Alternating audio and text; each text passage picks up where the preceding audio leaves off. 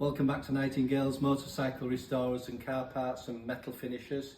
I thought we'd do something different today. Lots of people ask different questions, especially about vapour blasting and walnut blasting and any fine blasting we do. So I thought what we do is we seem to be having a run for November on vapour.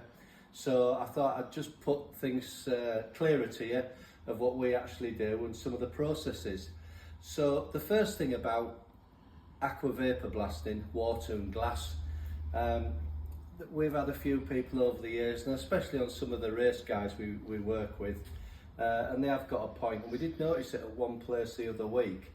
They'd got a small machine in, and I realised that it actually had glass, which it comes in usually in white form, but they were mixing oxide with it, iron oxide in white. Now, I can see where people are coming from. If you are doing that and you're blasting it into crankcases, you could be putting metal into the actual cases itself, hence it probably come back out. So it's a concern.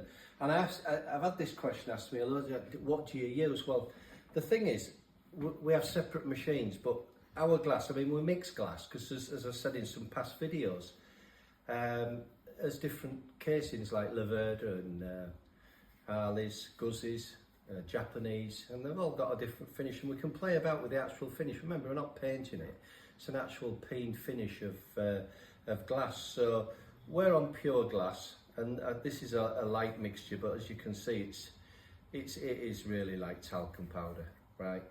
But it's pure glass, so there's no oxides in that. And I think what it is on the small machines, or you get somebody who's just doing vapour blasting all the time, they put some oxide in and I think it speeds the process up because it cleans the parts. Most blasters or vapour blasters or finishing shops will tell you that you can't have one machine without the other. Many sheet machines, we've got soda machine, ultra fine blast cabinet, dry blast, and then we're going to aqua vapour blasting. So 9 times out of 10, you just don't put something in the tank and blast it, and it comes out like we show you the finished project.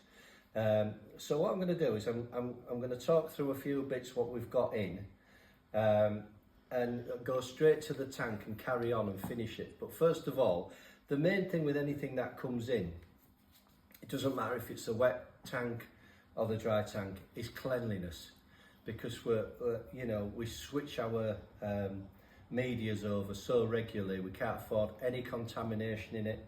So the first thing we do is degrease the parts. So before these will go to any of the tanks, we will actually degrease these, dry them off, and then we'll go to the first process. So what I'm going to do, I've got 7 parts here. I've got a rocker box cover off a car.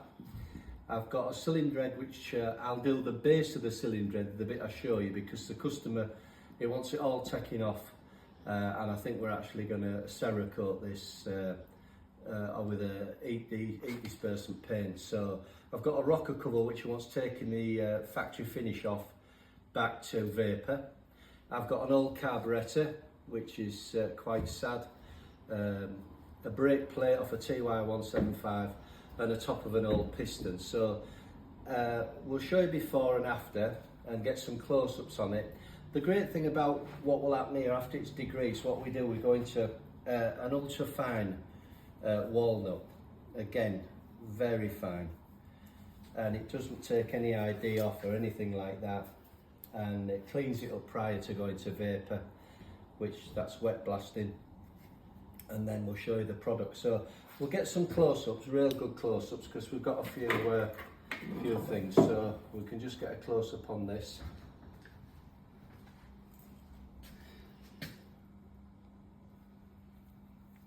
And then the underside of it, so we'll have all this cleaned. Again, this is where it's important, because if there was oxides going into metal, you can see why people would get excited. So that's the rocker cover, and then we've actually got the rocker cover of the Honda 4-stroke. We've got the cylinder head close up. So we'll clean the top half of this and the valve inlets and everything. We've got a carburettor close up, the brake plate, top of the piston crown will do, and then a tappet cover. So we'll go to the first stage, degrease, and then I'll do everything in the order I've just shown you and then show you when they're finished. Right, so we've got them parts clean back as we said. I'd just like to go over a couple of other things on questions on aqua vapor blasting we get asked.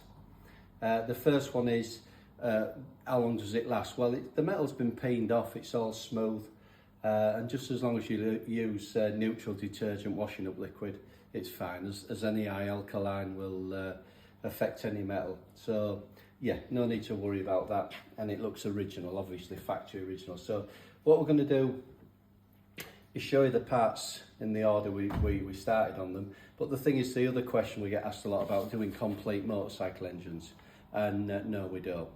No matter how many times we tell people how many times they're going to silicone, rubber boot it, plate it, do everything, we don't do it. We need the parts in. For us it's half a job, and it does get into it. It's high pressure glass, wet. What we're up against is all your underside of your engine casings, your feathering of your gaskets.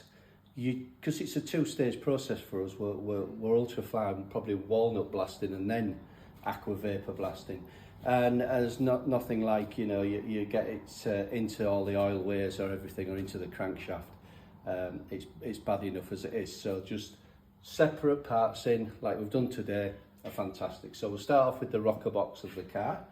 So we'll just get a close-up on that, and then we'll show you the back side of it. Again, degreased, ultra-fine dry, then into aqua vapor blasting. Then the rear side of it, all done, all your identification is still perfect. So yeah, it looks nice that.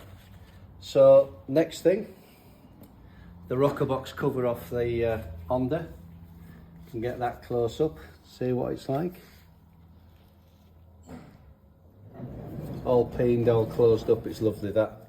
Lovely finish that. It actually looks like it's been sprayed that.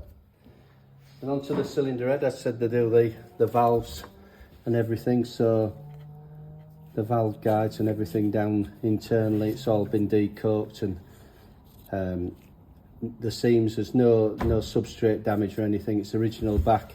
And if I just go back to a brand new one I do when I build the special heads for the TLRs, that's a brand spanking new one. So yeah, again a lovely finish that. Next, the carburettor. So the carburettor, all done, all the brasses highlighted. Again, this is an old carb, but it's just showing you what we can do. And for the brake shoe, the brake plate shoe. So front brake off a TY, heavily corroded. Again, it's a throwaway one, this. Salt damage, but it shows you what it was like to bring it back to. And it also highlights the damage in that. You wouldn't have had this done, but I'm just showing you a finish on a really bad one. Pistons, we do loads of pistons. So that's that piston, all clean back, sides all cleaned, everything done. And we do a lot of ceramic coatings of pistons to the sides and the tops.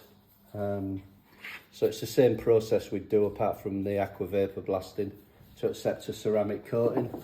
And then the very last thing is just a little tappet cover top, 40 odd years old, showing it's a bit of erosion, but the actual finish and the finish of the vapor blast.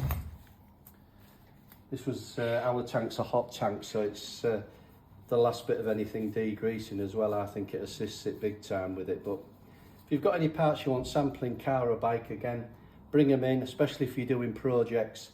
We'll always do you a sample test. And I think till the next video, we'll finish it at that, and thanks for watching. Cheers.